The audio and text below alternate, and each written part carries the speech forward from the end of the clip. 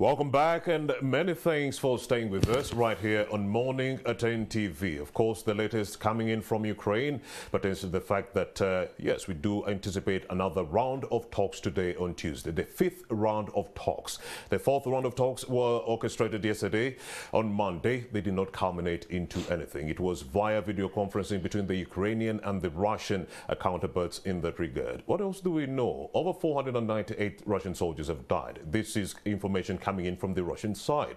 When you talk to the Ukrainian officials, they'll tell you that over 12,000 of those Russians have died. When you talk to the US, for them, they will tell you that 6,000 of those Russian soldiers have died since February 24th. So the information is not the same coming in, depending on whom you're talking to. We also do know that a number of civilians have died in the thousands. When you talk to the United Nations, they will tell you only 668 and counting have died. When you talk to President Volodymyr Zelensky, he'll tell you they are in their thousands. 2,200 in one Mariupol city were killed. So what about the other cities that are being sieged in that regard? Those are some of the issues coming in. And of course, information is being readily provided by the journalists whom we would like to shine a spotlight on. Please continue unabated in your resolve to actually continue disseminating information to the world. We do not want a genocide to take center stage within Ukraine, minus the whole population, getting to know what is happening. We are talking about 7.9 billion people in the world. Away from that conversation, but still on this sphere, in the sphere of information dissemination, I do have the Africa Freedom of Information Center Executive Director, Gilbert Ssendugwa. We would like to talk about the fact that many African governments have been procuring digital technology systems, the biometric machines, facial technology. And as of 23rd of July 2021, we expedited a memorandum of understanding. With what company? It is Russian global stock company, and yeah, we did expedite on July 23rd. To this company, the Russian company, is going to be installing GPS chips in all motor vehicles and motorcycles within the country at the owner's expense. It is you who's going to be footing this money. But the problem is, how is the government going to be using this information? We do have information coming in from other, political actors who are saying that maybe in the event that we do have the 2026 election, government before that might use this information to spy on the opposition. Remember, you have a chip within your car. If you go to Masaka, we see where you're going. If you go to the border, we see where you're going. So they are saying this information is really good because it can clamp down on, criminal activities, but then the government might use it to actually clamp down on the opposition or spy on the individuals who might be unsuspecting. So what are the ramifications of that? Gilbert Ssendugwa is here. Good morning. Good morning, Romeo. It's been a while, Gilbert. Yeah. Indeed. How have you been, sir? I've been well, working, being busy, Indeed. but also obviously concerned that the tools that we need to do our work as mandated under the Constitution, yes, somehow constrained. Remember, DGF, one of our funders, continues to be under suspension. Wow. And this is constraining, especially that, it has lasted more than a year. Indeed. I think this is concerning. But even in the midst of the clampdown on the democratic governance facility, you haven't, given up on your work that you've been doing. Recently, I called you on Friday last week. You told me you were around Gulu and many other jurisdictions. Talk to me about the kind of work you were doing there.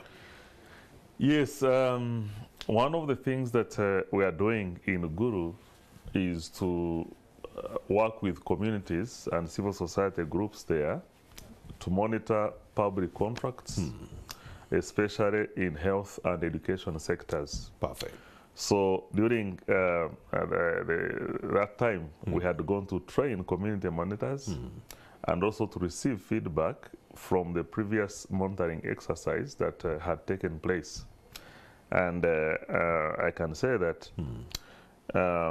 findings revealed that there is a need to increase citizen engagement, citizen access to information, and monitoring of public contracts, because many issues like what appears to be shoddy work, what appears to be inflated price, contract prices, and corrosion in procurement of these contracts are evident, which calls for increased eyes and shining the light on what is taking place. This is what we public had thought, contracting space. Gilbert. This is what we had thought as Morning at 10 TV, that maybe if they expedite technology when it comes to procurement using online systems so that the public can verifiably go to this portal and know it is Romeo who got this contract to build this road, and it's Romeo who's going to be held to account. So we thought with this information being in the public domain, who do away with many of the issues that you're talking about, shoddy work and so forth, prices being inflated. If that hasn't reduced, even in the event of technology being used, aren't we talking about a recipe of disaster? Yes, indeed, technology has helped, especially for agencies that are publishing contract information on the government procurement portal. It's a big source of information for us to use in monitoring contracts. But we find that many agencies are not publishing this information as expected. For example, in the health sector, we studied 20 procuring entities, and we found that 7 of them have never published anything since 2016. So yes, technology provides an opportunity, but then procuring entities, the oversight agencies, the government leadership needs to compel all public officials to disclose this information so that it can be used to give feedback to government so that, you know, service delivery can be improved. All right, so you've been doing some good work within Gulu. You recently went to the United Kingdom. There was a conference there. Bring me up to speed with those details. Yes, in the... Still on the same issue. Yes, we've been working with a group of universities on the issue of corruption in public procurement. And last week we had a global conference where, you know, the different researchers, different countries, we start to discuss the results from these pieces of research from around the world, including Uganda. Indeed. What did you find out? Now, our piece of work in Uganda was based on procurement, and we were studying the trends of corruption in public procurement, or risks of corruption in public procurement. And one of the things that we saw was that, first of all, disclosure is very, very critical in the fight against corruption.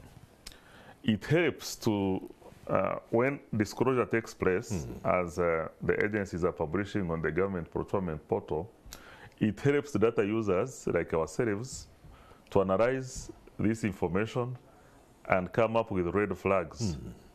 To say, for example, in this particular agency, there is always one winner who wins all the time. Every time this company bids with this agency wins. We see also trends that there are always the same bidders, the same companies bidding with this particular agency. Now, when it comes to that, then clearly you see that there is an issue that needs further investigation. And in our study, we then would follow up with information requests to complement what we see from the government procurement portal. Other elements we see from this was issues of long delays. You know, a tender is advertised, evaluation is made, and a winner, presumed winner, is announced, but then it takes several weeks before a contract is signed. That is also a red flag. What is happening between, you know, announcing the winner and signing of the contract? The winner has to pay some money for having received the contract. In some of the cases, you find that the offer price by the bidder, you know, has gone up at the contract of signing, at the, in the contract. So, and it is not documented how, you know, this price is moving, this bidder is saying, I want to do this at 100 million, but then you find a contract saying, you know, it is going to be done at 125 million. So publicly we know 100 million, but in the event of, you know, waiting until the contract is signed, they add some 20. Yes, those kinds of things, and it is important. I mean, it is possible that this could happen. Maybe there is change of scope. Maybe there is something that was, you know, left out in the design. But when it happens, it should be documented so that, you know, people can know that, you know, there was a change. This is the change, and to be able to determine whether it is reasonable or not. So those are some of the things that we were sharing based on our work in Uganda. All right. Other research groups were also looking at other elements like corruption on cross-border, especially around COVID-19 restrictions and informal payments, where, you know, small businesses were being you know, forced because of the restrictions you know, to make illegal payments. So this conference was good, and it actually helped to bring knowledge from researchers, which then can be used and empower advocacy groups like ours to engage governments on the continent appropriately. All right, that is Gilbert Ssendugwa, Executive Director, Africa Freedom of Information Center. Let's talk about digital technologies. Okay, July 23rd, that is last year, government signed a memorandum of understanding with the joint stock company, that is Global Security. Now, the deal was, you know, to give them a 10-year contract. Why? To actually install GPS tracking chips in your motorcycle, in your border. By motorcycle, I mean your private, you know, motorcycle border. It's commercial, but they mean the same thing. But then you do have the all automobiles, motor vehicles, and so forth, to monitor the movement or the progress of these vehicles so that unscrupulous criminals do not use them to orchestrate any heinous crimes. What could go wrong with the acquisition of such technologies? Yeah. First of all, technology is crucial in helping, you know, government and government agencies perform their mandate. Yes, Gilbert. This said, there is need to move in a transparent and open manner, in an accountable manner, so that everyone is in the know and trust that the process has gone well.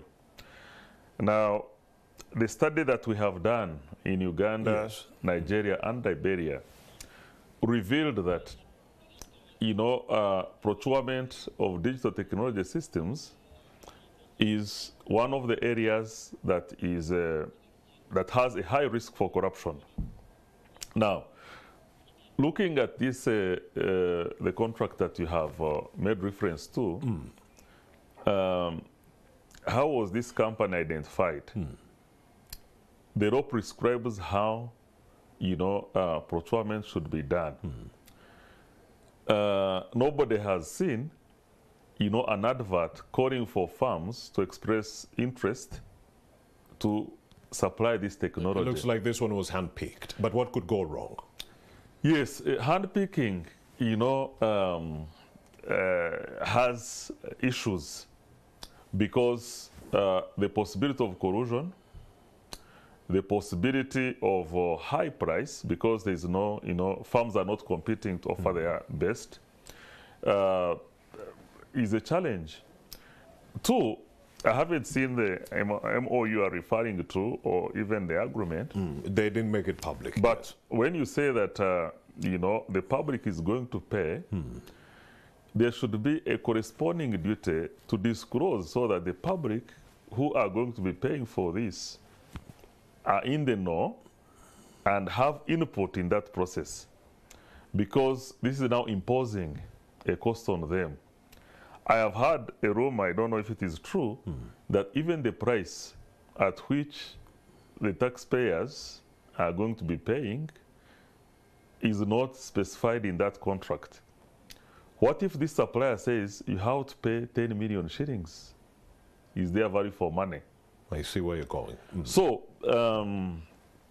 In my view, the law should have been followed. The PPDA Act should have been followed to invite firms to bid to supply this technology. And there are safeguards. If the worry is about security considerations, there are also safeguards within this.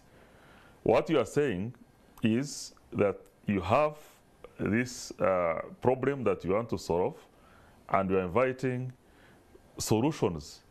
And then each company will offer their solution, and you analyze and come up with the best at a good price. And also, opening it up provides opportunities for innovation and good technology. I see. So how would the lack of transparency in this process affect the end users or even the central government? Yeah, first and foremost, the issue of trust. When there is lack of transparency in the process, there cannot be trust.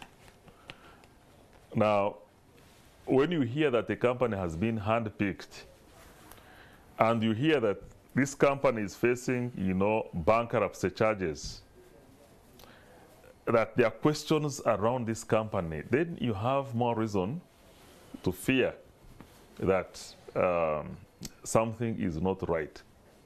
Something is not right. Why? Why in the whole world, you handpick, and then you handpick a company which has questions,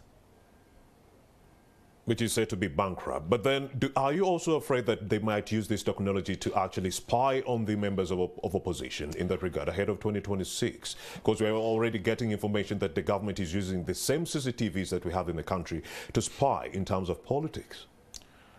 Yeah, in fact, our study in the 3 countries also examined the use of data that is collected using these digital technology systems. And we found that whereas legal systems provide for protection of privacy, in practice there were no safeguards. The agencies that are collecting this data, how are they regulated? How is this data regulated? For example, by unauthorized access by third parties. Now, possible use of that data is not only for political reasons, it could be also used for surveillance, surveilling anyone. It could be used for commercial purposes. You are there and you see, some funny adverts targeting you. It could be used by criminals, to know what people have, what they are doing, and they plan around that. So the concerns. So the criminals might hack into the system and get to know that Romeo is driving to northern Uganda, Romeo is driving to Hoima, and then they attack me from there. Okay, it could be hacking, but it could be also paying, people within that agency to get this information. I see where you're going with that. So it is very important that there is proper transparency. One of the recommendations we make in that study is that there should be transparency reports that every year, for example, these data collecting agencies should publish a report and say, during this year, we got requests from this person or agency for this information about this person or these groups of people, and we either gave or did not give on the basis of, and this is the reason why we did take this action or did not take this action. When this happens, it shines some light and gives some confidence to the public that, yes, these agencies are collecting data, but they are also, and they are using it only for lawful and legitimate means, and there is no abuse, possible abuse of this data that is harvested. All right, Gilbert Ssendugwa, the Africa Freedom of Information Center Executive Director, thank you for actually strolling through and making time to speak to us on this very pertinent subject. You do have apps that are also collecting data. You remember Safe Border got knee-deep in Maya when their customers found out they were actually trading their data with a company within the US. So please, dear viewer, be cognizant of all those operations taking center stage, you know, behind your backs. Do not just fill in any information when these apps actually ask you to. This information that you fill in before accessing an app, if you give it access, that information is used against you one too many times. So thank you so much, Gilbert Ssendugwa, for coming through.